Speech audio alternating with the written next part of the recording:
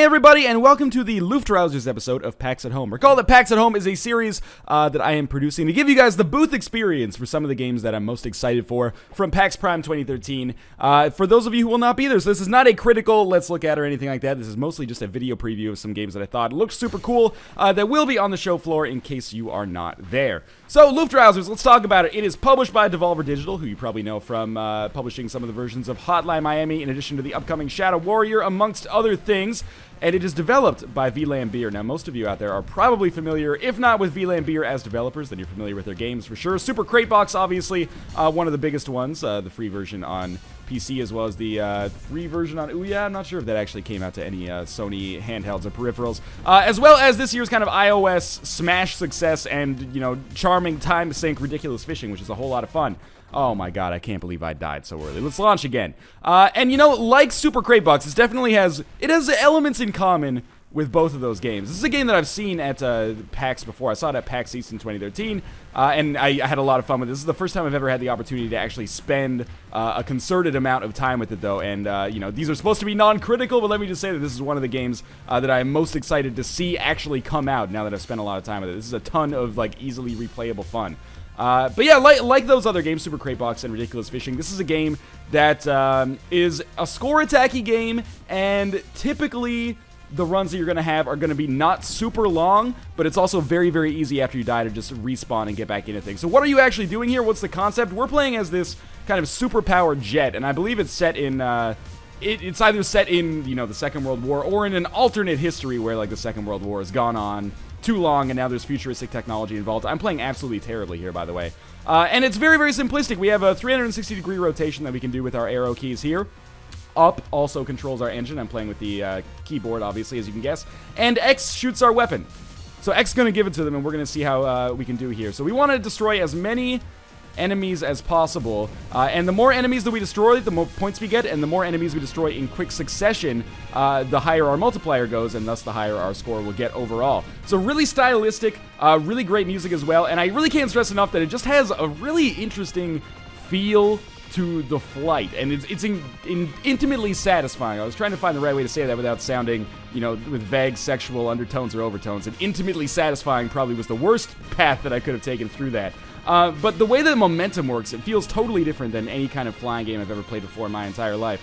Maybe because you have, like, really quick acceleration, which most of the time you don't have in games like that, as well as, you know, the possibility to just free fall or stall constantly, which is actually a major element of the gameplay. So again, I am playing, like, the worst game of all time here. Let's do one more, and then I'll talk a little bit about the customization element of the game, because, you know, I think the initial reaction for a lot of people who look at Luftrausers is that, oh, it looks good, it looks like I could spend, you know, half an hour with it, but it's a little bit simplistic. There's actually a sinister undercurrent of, like, replayability here that is not immediately apparent if you are not actually, you know, in the game yourself. If you play it for 15 minutes on a show floor or something like that, you might say, yeah, it's fun, but, you know, I don't understand why I would ever spend more than a couple hours with it. You know, the same way you might feel about Super Crate Box the first time you play it, and then all of a sudden it's 5 in the morning, your second night after you got the game, and you're, you know, losing sleep, and all of a sudden your boss wants to call you into his office. One mechanic that I haven't talked about also is that your ship does take damage, obviously, but it does also repair. So it's a game where there's really, like, emotional swings, basically, because you can be on the brink... I'm gonna die here.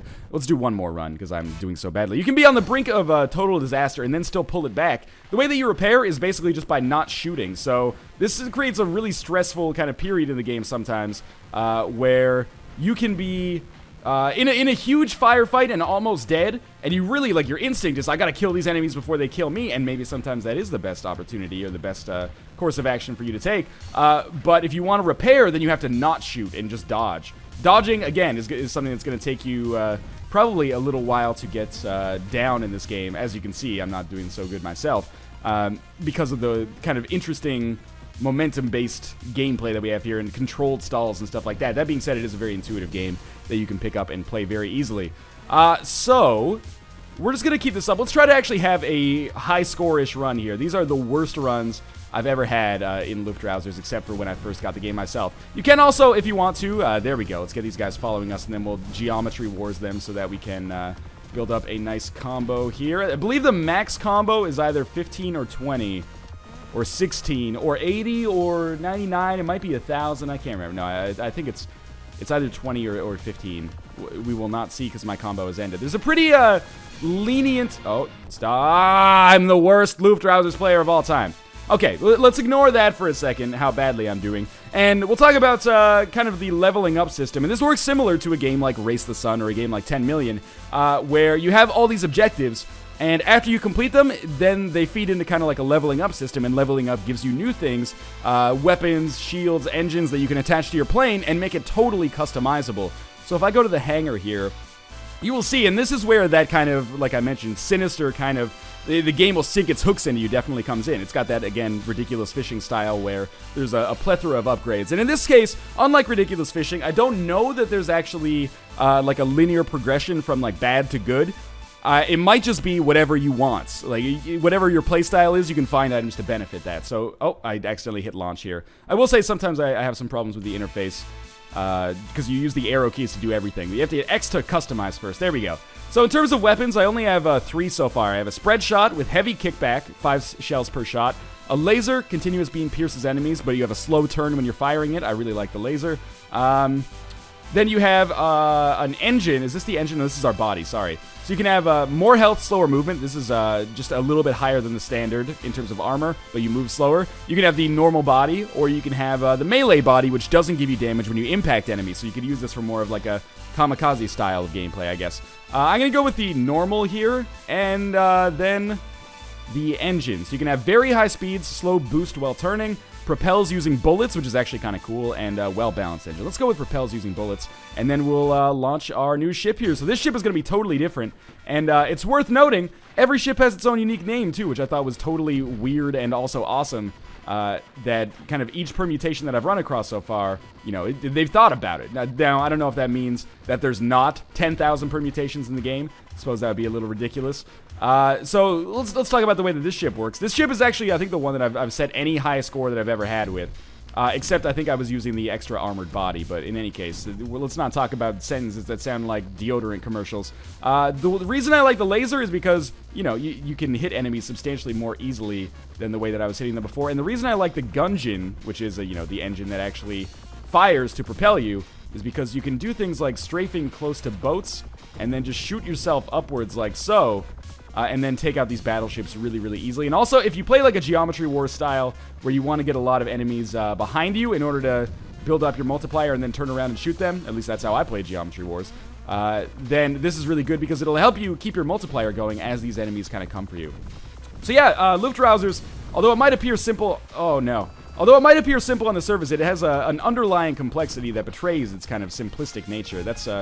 if I was writing a review for Polygon or something, that would be what I would put in the synopsis. But this is not a review.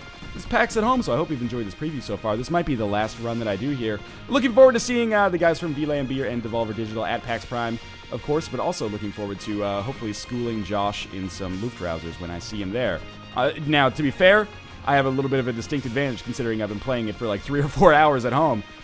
In terms of actual release dates, I have no idea, and I will offer some, personal experience here. I think I first became of Luftrausers, or first became aware of Luftrausers. That sentence otherwise wouldn't make any sense at all. In 2011, I think it was like just after I started playing Super Crate Box, just after I figured out that Super Crate Box exists, I heard about Luftrausers and was like, oh, that looks like it should be out in 2 months. Here we are a couple of years later, and I still do not know the release date of Luftrausers. But as far as I know, this is guaranteed. I'm just like, I'm playing an ambient version of Luftrausers right now. Where are the enemy planes? But, oh, careful. This is probably not the right course of action. Yeah, I don't have a concrete release date to pass on to you guys. That being said, I do believe it is guaranteed for a Steam release, and as well as a PSN release on the Vita and the PS4, I believe. Obviously, VLAN Beer, no shortage of projects. Those guys are... I'm gonna die here. Worst Luftrausers play of all time, and I apologize for that. But these guys are hard at work and Wasteland Kings as well. So this is Luftrausers. Be sure to check out the social media page that I link in the video description below if you're interested in the game. Also, the game's website, luftrausers.com, there is a free version of the game that you can play as kind of like a demo right now. I encourage you to check it out and figure out just what the heck I'm talking about when I say that there is a remarkably interesting control system here that I really like a lot, and it's really satisfying, and it feels weighty and real. even though obviously these are kind of implausible machines. But yes, Luftrausers.com. That link will be in the video description below as well. Thanks for watching PAX at Home. I hope you guys enjoyed this episode, and keep an eye out for Luftrausers when it comes out across major platforms eventually. Thanks for watching.